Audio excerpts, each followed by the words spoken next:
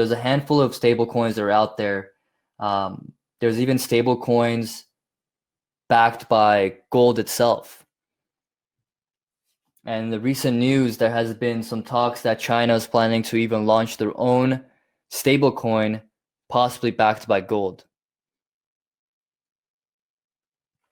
So we're seeing, as time goes on, I mean, right now you have to really dig deep for it to see cryptocurrency on the mainstream media, but it is happening.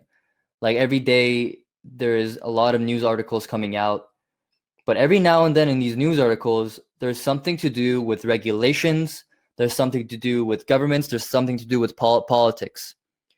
Now, there's a lot of BS news out there, right? Every day, people are writing random news articles about analysis of this, that. When you look at cryptocurrency news and articles or whatnot, let's see if it's over here. Sometimes this updates. So you can see over here, there's a bunch of news articles that are coming out every single day. For some reason, this hasn't updated for a bit, but you can see there's a lot of things. And 95% of these articles are pretty useless. So the only things you should really look out for is news articles.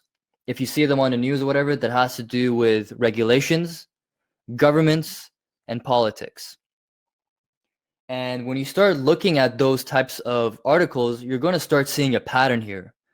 And that pattern is majority of first world countries or developed countries in the world, 80% of them, and this is according to a study or a survey done by the Central Bank of Central Banks, they said that 80% of developed countries are developing digital currencies, are developing their own digital currencies.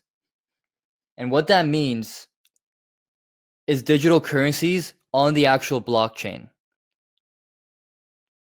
So it's on the news right now. It's obviously not mainstream, like it's not on Fox or whatnot. But if you actually start reviewing some of these articles that are coming out, in between the bunch of crap that's out there, you can start spotting actual news events that are happening right now regarding countries, what they're planning to do with cryptocurrency. Obviously, they're not putting that on the news, but this is something to keep an eye out for. We're seeing that the yuan got added as a global reserve currency, which is China's currency. And now China is planning to launch their own stablecoin on the blockchain. And the entire point of cryptocurrency, it all goes back to the blockchain. It doesn't matter what the coin does, which coin it is, what digital currency it is. The only reason why cryptocurrency is what it is today is because of the blockchain, and that's the technology behind it. That's the reason why everything is the way it is. That's why Bitcoin is because of the blockchain.